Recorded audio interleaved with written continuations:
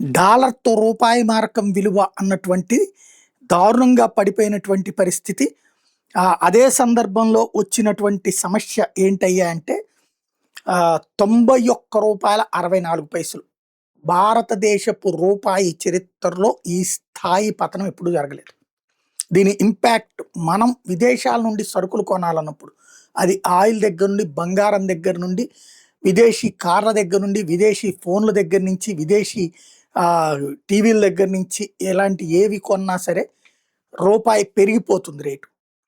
మనకి డబ్బులు అక్కడి నుంచి విదేశాల నుంచి వస్తే రూపాయి చేతికొస్తుంది. మనం కొనేటప్పుడు మాత్రం రూపాయి పోతుంది. ఇది రూపాయి పతనం. మరో బంగారం మళ్ళీ దారుణంగా పెరిగిపోయింది.